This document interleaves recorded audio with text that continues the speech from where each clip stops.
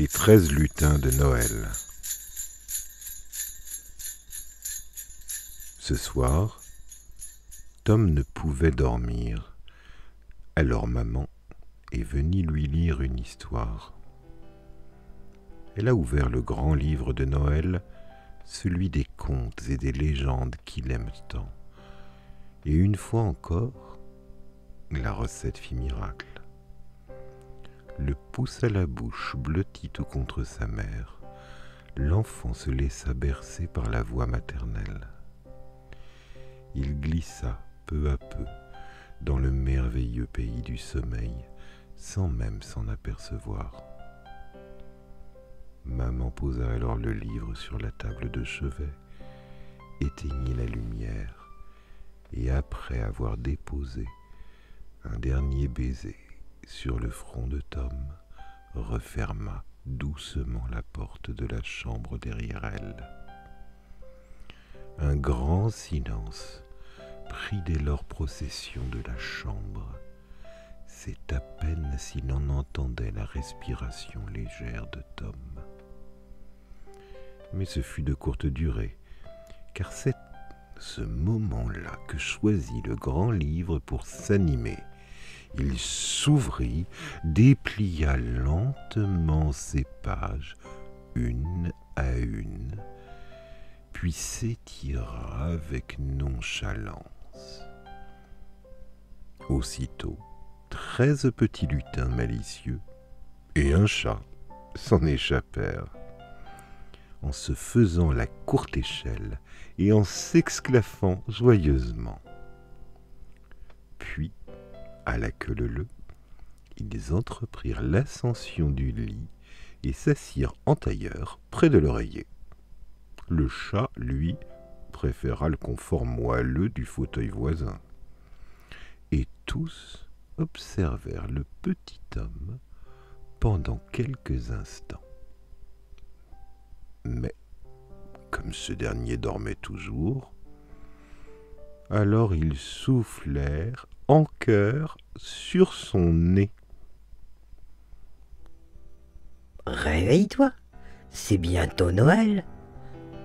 Tom ouvrit les yeux et les contempla avec étonnement. C'est ce souffle tiède et aussi léger qu'une plume qui l'avait réveillé. Celui qui semblait le plus bavard prit encore une fois la parole. « Tu ne connais pas ? Nous sommes les lutins de ton livre. Nous habitons en Islande et nous distribuons des cadeaux aux enfants sages. Les chenapans n'ont droit qu'à une pomme de terre dans leurs chaussures. » Le chat s'approcha à son tour et demanda d'un ton railleur. « Aurais-tu un vêtement neuf pour cette fête ? Moi, j'en porte des crocs. Ceux qui ont oublié de changer d'habit ce jour-là. C'est la coutume. » Noël, les lutins l'écartèrent aussitôt avec colère, et le matou, vexé, n'insista pas. Il alla se coucher au pied du lit.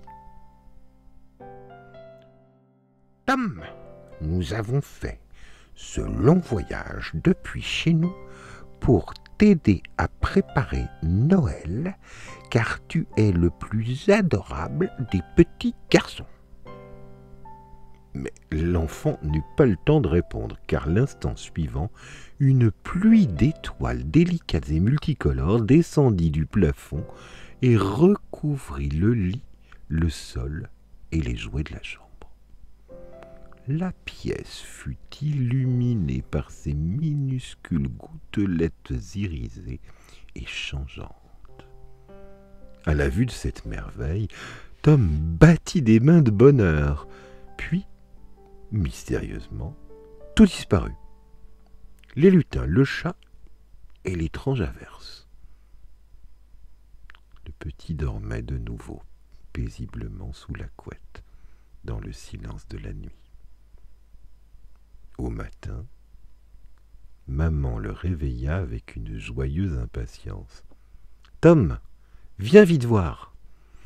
Et joignant le geste à la parole, elle ouvrit la fenêtre et elle poussa les persiennes. L'enfant vit alors un jardin magnifique.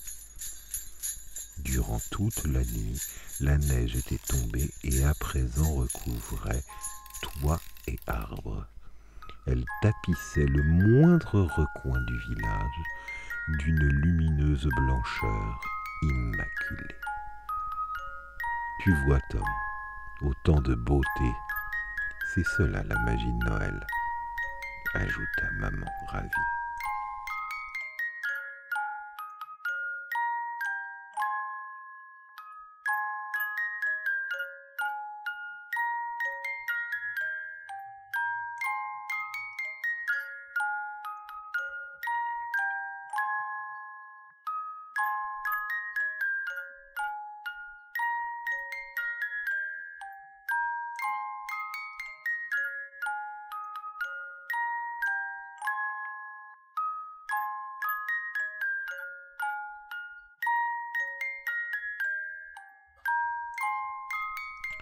Et puis,